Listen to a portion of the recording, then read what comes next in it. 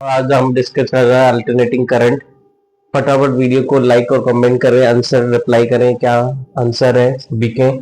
सबसे पहला क्वेश्चन करें, पहला क्वेश्चन देखें।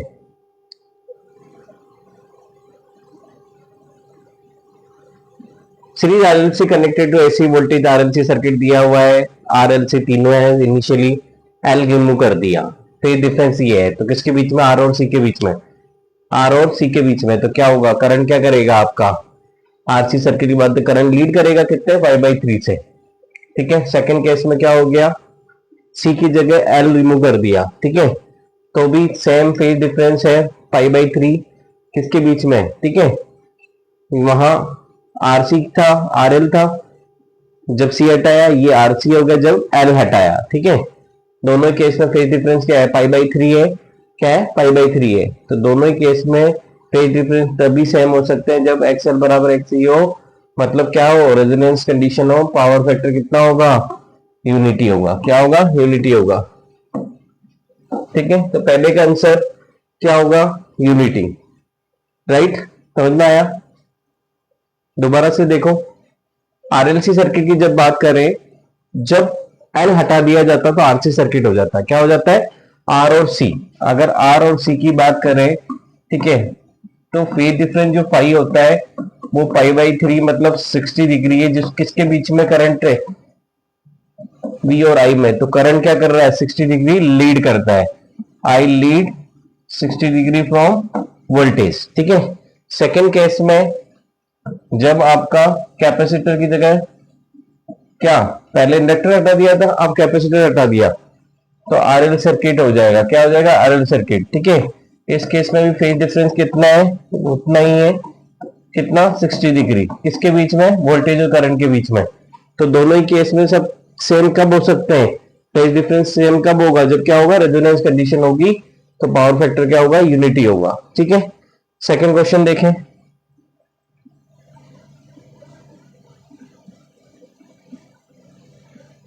देखो, R L C, R L, R C, R L C, ये सर्किट्स होते हैं।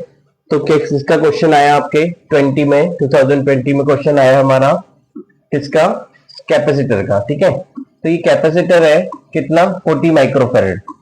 40 इंटू 10⁻⁻6। ये क्या है? कैपेसिटेंस ऑफ द कैपेसिटर है, सी है। ठीक है, और दूसरा क्या होता है? एक्सी होता है। क्या होता है? एक्सी। यहाँ आपने जो वोल्टेज दिया है, आरएमएस वोल्टेज दिया है 200 वोल्ट 50 हर्ट्ज।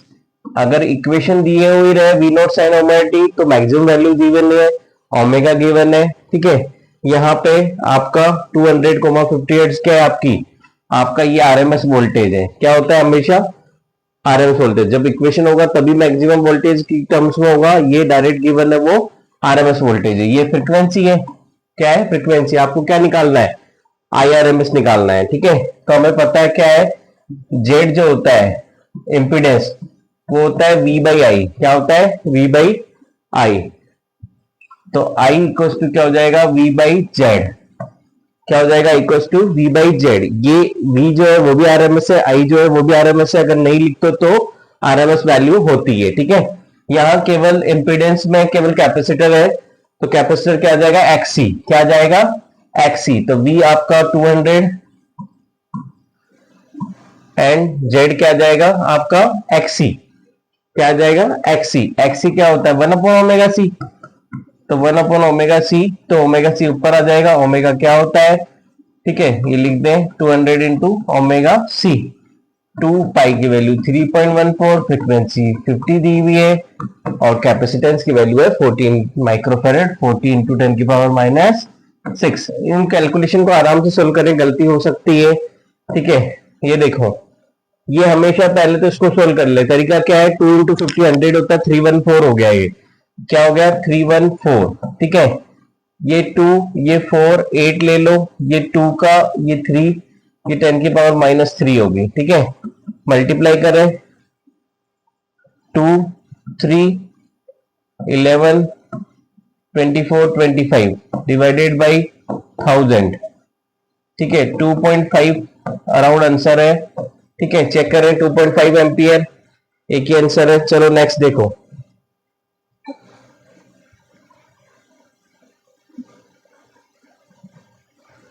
नेक्स्ट क्वेश्चन क्या है आपका, एलआरसी सर्किट दिया हुआ है, पोटेंशियल डिफरेंस दिया हुआ है, ठीक है, V R V L V C diagram में भी मेंशन है, यहां पे भी दिया हुआ है, ठीक है, एम्पलीट्यूड ऑफ करंट आई का दिया हुआ है 10√2। चलो क्वेश्चन देखो, इधर देखो, ये आपका आर, ये एल, ये सी है, ये वी आर दिया हुआ है, ये वी एल दिया हुआ है, ये वी सी दिया हुआ है, राइट। हमें जेड निकालना है, इंपीडेंस जेड होता है टोटल वोल्टेज अपॉन करंट, जो कि RMS voltage upon RMS current भी कह सकते हैं, वी बाई आई, ठीक है। तो आरएलसी सर्किट में आपको इक्वेशन ऑफ वोल्टेज पता होनी चाहिए, वो क्या होती है, V R plus V L minus V C, या minus V C minus V L. तो आप देखो कौन बड़ा है, वी एल की वी सी, वी एल क्या है हमारा 40, वी सी कितना है 10, तो V R plus V L minus V C equation लिखी जाती है। तो वी आर हमारा कितना वोल्टेज है रजिस्टर के क्रॉस 40, वी एल कितना है हमारा 40, तो ये 30 हो जाएगा, 40 माइनस 10 कितना हो जाएगा 30, तो 40 प्लस 30। ये वैल्यूज जो होती है कभी भी ऐड नहीं की जाती, क्योंकि ये रियल पार्ट है, ये इमेजिनरी पार्ट है, जैसे आयोटा होता है वैसे ही इसका क्या निकाला जाता है, मैग्नीट्यूड निकाला जाता है, ठीक है। तो ये क्या हो गया 40 का स्क्वायर प्लस 30 का स्क्वायर, राइट, तो कितना हो जाएगा 50 आ जाएगा, कितना आ जाएगा 50, तो क्या आ गया वोल्टेज 50 आ गया। अब हमें निकालना था इम्पीडेंस, तो वोल्टेज कितना V आपका, क्वेश्चन में नेट वोल्टेज V की value V R V L V C दिया हुआ था, तो V हमारा निकल ही गया था, V 50 आ गया। करंट हमें पता है, ठीक है, जेड निकालना है 50 V आई 10√2, टोटल वोल्टेज निकाला आपने, ठीक है। तो ये क्या हो गया, ये 50 का 5/√2, 5/√2 सी आंसर, ठीक है। कैलकुलेशन देख लेना भाई। नेक्स्ट क्वेश्चन देखो,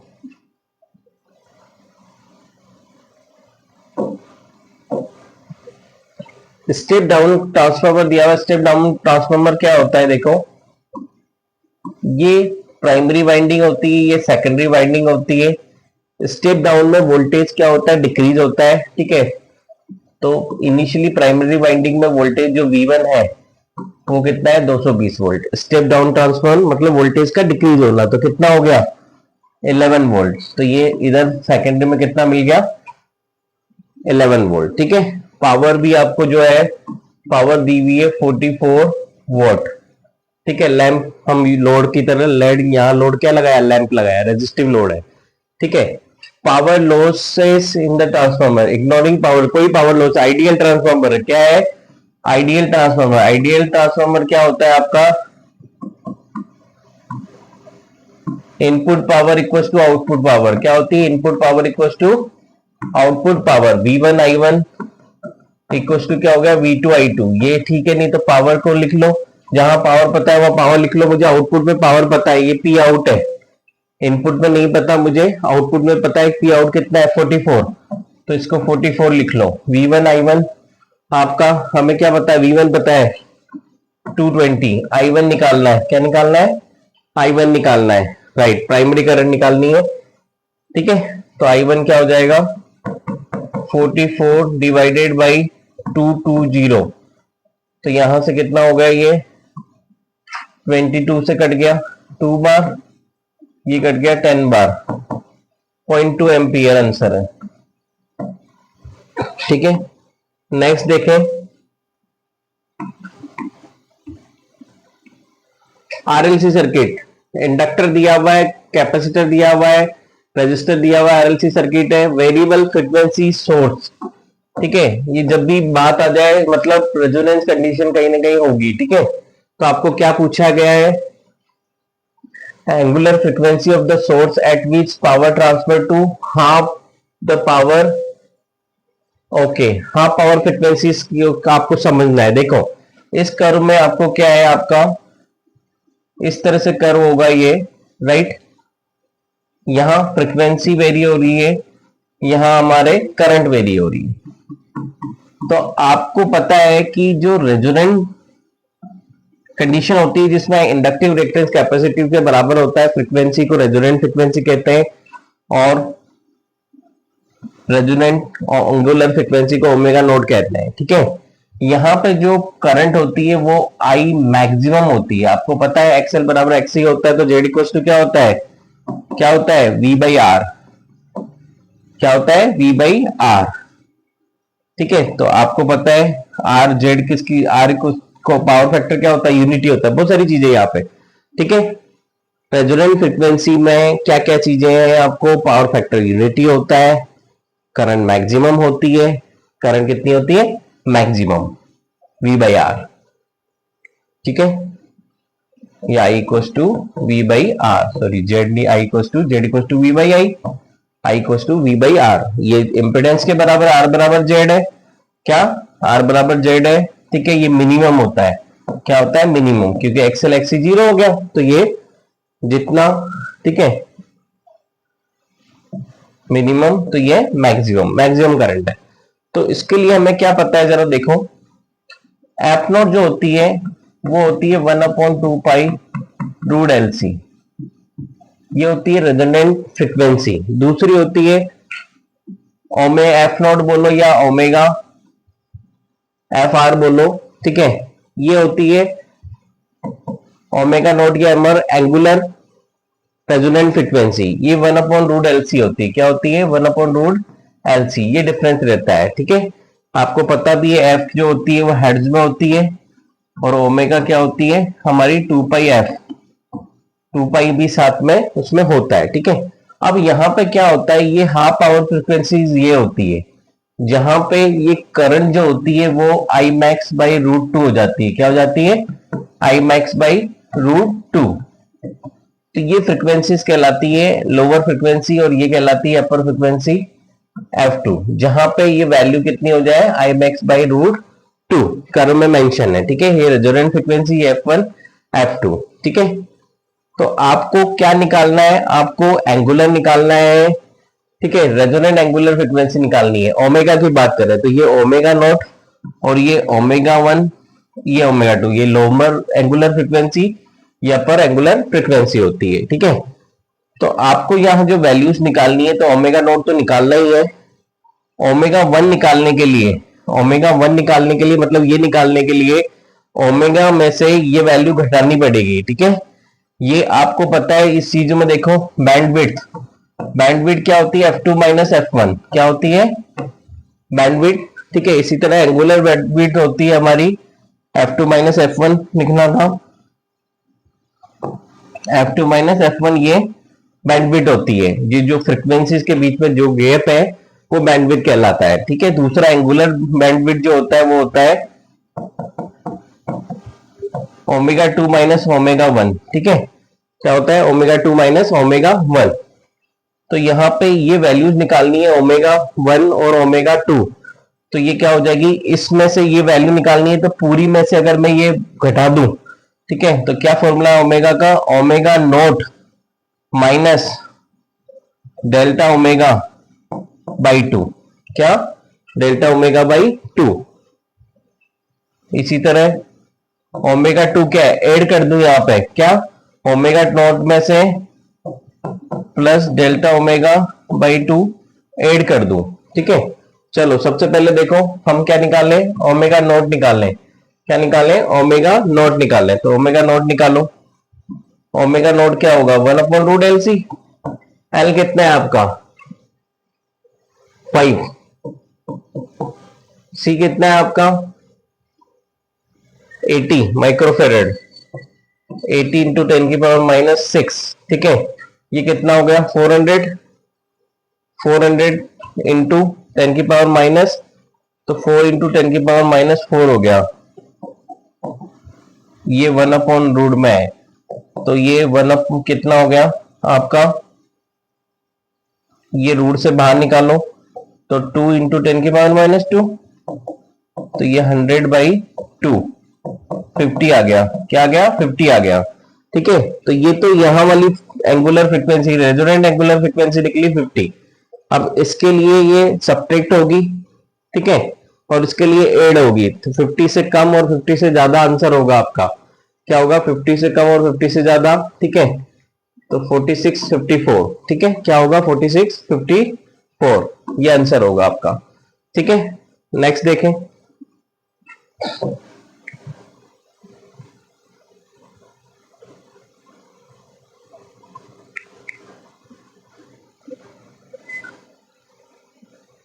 पीक वोल्टेज, इससे आसान क्वेश्चन नहीं होता, 2022 में आया, बहुत आसान क्वेश्चन है। आपको पता है वोल्टेज हो चाहे करंट हो, ठीक है, वी आर एम एस जो होता है वी नॉट बाई √2 होता है। क्या होता है? आरएमएस वैल्यू ऑफ वोल्टेज क्या होती है? वी नॉट बाई √2 होती है। तो वी नॉट की बात कर रहा है, मैक्सिमम वैल्यू ऑफ वोल्टेज, ऐसे ही करंट का भी यही आता है, ठीक है, ये आरएमएस वोल्टेज और करंट, राइट, एवरेज वैल्यू अलग होती है। तो वी नॉट क्या हो जाएगा? √2 into V R M S, ठीक है, तो ये √2 into V R M S हो जाएगा आंसर सेकेंड, ठीक है। नेक्स्ट देखो, 2022 में क्वेश्चन आया आरएलसी सर्किट का। आरएलसी सर्किट से क्वेश्चंस की भरमार है, ठीक है, रेजोनेंस फ्रीक्वेंसी से, ठीक है, ज्यादातर क्वेश्चन पूछे गए हैं। चलो देखो, देखो क्या है आरएलसी सर्किट में, आरएलसी की वैल्यू दी हुई है, आपको इक्वेशन दे दी, इक्वेशन दे दी, मतलब ये क्या है आपका मैक्सिमम वैल्यू ऑफ वोल्टेज, ये क्या है? ओमेगा। आपको पता है इक्वेशन ऑफ वोल्टेज क्या होती है? V equals to V naught sine omega T. क्या होती है? V naught sine omega T. तो यहाँ पे इस इक्वेशन में जो जो पैरामीटर्स दिए हुए थे कंपेयर कर लिए, क्या कर लिए? कंपेयर कर लिए, ठीक है, ठीक है। आगे क्या निकालनी? Resonant frequency. रेजोनेंट फ्रीक्वेंसी मतलब एक्सएल बराबर एक्सी है। क्या है? एक्सएल बराबर एक्सी है, तो एफ नोट जो होगा, या एफ आर कहो या एफ नोट कहो, बात एक ही है, वो 1/2π√LC आता है, ठीक है। ओमेगा आर एल 1/ओमेगा RC, ठीक है, से ओमेगा R² एक साथ 1/LC, ओमेगा की जगह 2πf, ठीक है, तो ये आ जाएगा, ठीक है। हमें क्या निकालना है? फ्रीक्वेंसी निकालना है, तो 1/2π है ना, रेजोनेंट फ्रीक्वेंसी निकालना है, जो कि वी नोट है। क्या है? वी नोट, एफ नोट की जगह क्या बोला? We note, 1/2π। एल और सी की वैल्यू रखें फटाफट। एल की वैल्यू कितनी है? 10 हेनरी। कैपेसिटेंस कितना दिया हुआ है? 10 माइक्रोफेरेड, तो 10 इंटू 10⁻⁻6, ठीक है, तो 10⁻⁻4 हो गया, ठीक है, अंडरूट में तो -2 हो गया, तो 100/2π हो गया आपका। क्या हो गया? 100/2π, तो ये आ गया 50/π, ठीक है, तो ये आ गया आपका रेजोनेंट फ्रीक्वेंसी, ठीक है, एफ नॉट वी नॉट जो बोला गया है। दूसरा देखो, सेकंड क्या निकालना है आपको? एसी सोर्स की फ्रीक्वेंसी क्या है? तो यहाँ ओमेगा हमने लिखा था, ओमेगा इक्वल्स टू 100 है, ठीक है, ओमेगा इक्वल्स टू आप लिख सकते हैं 2πf, तो 100/200, ठीक है, तो यहां से f क्या हो गया? 100/2π, तो ये 50/π। तो यहाँ दोनों वैल्यूज सेम है। क्या है? आपकी एसी फ्रीक्वेंसी और ये दोनों सेम है, तो पहला क्या होगा? पहला आंसर होगा, ठीक है, राइट। नेक्स्ट देखें, 2023 में क्या क्वेश्चन आया, ठीक है, अगेन आरएलसी सर्किट का क्वेश्चन पूछा, ठीक है, तो चैनल को लाइक करें, सब्सक्राइब करें, मैं मोर से मोर वीडियो आपको फटाफट बनाऊं, ठीक है, आपके लिए, ठीक है, आने वाले बैचेस के लिए सबके लिए काम आए और मैं अपडेट करता जाऊं नेक्स्ट ईयर के भी वीडियो। तो लाइक करें, सब्सक्राइब करें, आगे से आगे पहुंचा है, ठीक है। ये देखिए question, net impedance of the circuit RLC given है, वैल्यूज गिवन है, आपको क्या निकालना है? आपको इंपीडेंस निकालना है, नेट इंपीडेंस निकालना है, ठीक है। तो ये आपका क्या है? एल, ये सी, ये आर गिवन है। तो जेड क्या होता है आपको? तो इसके लिए पहले एक्सएल और एक्सी निकालना पड़ेगा। एक्सएल इक्वल टू होता है ओमेगा एल, ओमेगा की वैल्यू 2π 3.14, फ्रीक्वेंसी 50 हर्ट्ज, ये आरएमएस वोल्टेज दिया हुआ है, ये फ्रीक्वेंसी दी हुई है, और ये सभी इंपीडेंस आरएलसी की वैल्यूज गिवन है, ठीक है। एल कितना है आपका? 50/π मिली हेनरी, कितना? 10⁻³ तो कितना हो गया, ये आपका 314 हो ही जाता है। ठीक है, यहाँ अब जरूरत नहीं, ये कट रहा है। ठीक है, इसकी सोल्व करने की जरूरत नहीं, पाई से पाई उड़ गया। तो 100, ये कितना हो गया, 100 इंटू 50, 100 इंटू 50 कितना हो गया, 500, और ये 1000, तो ये 5 आ गया। क्या आ गया, एक्सएल की वैल्यू 5 ओम आ गई। ठीक है, एक्सी क्या होगा, 1 upon omega C, 1 upon omega C, omega 2 pi F, 2 pi F. ठीक है, सी कितना दिया हुआ है, 10 की पावर 3, पाई ऊपर चला जाएगा, माइक्रोफेरेड है 10 की पावर -6। ठीक है, ऊपर चला के 10 की पावर +6 हो गया। तो यहां देखें, पाई से पाई उड़ गया, ये 100, ये 10 की पावर 5 हो जाएगा, 6 से कट के कितना हो जाएगा, 10 ओम। ठीक है, तो एक्सी आ गया। ठीक है, तो आपका नेट इंपेडेंस क्या होता है, आपको पता है, आर प्लस कौन बड़ा है, एक्सएल की एक्सी, कौन बड़ा है, एक्सी, कौन सा बड़ा है, एक्सी। तो क्या हो जाएगा, एक्सी माइनस एक्सएल, क्या आ जाएगा, एक्सी माइनस एक्सएल।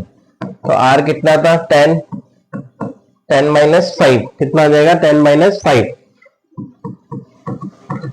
तो 10 प्लस 5 इसको डायरेक्ट सोल्व नहीं कर सकते, एक रियल एक इमेजिनरी पार्ट होता है जैसे, है ना, क्योंकि एक रेजिस्टेंस है और एक रिएक्टेंस है। ठीक है, तो आपको इसके लिए सोल्व करने के लिए 10 का स्क्वायर प्लस 5 का स्क्वायर। ठीक है, तो 100 प्लस 25, 125, 125 को क्या लिख सकते हैं, 25 इंटू 5, तो ये 5 रूट 5 आ जाएगा। क्या आंसर आ जाएगा, 5 रूट 5। क्लिक करें।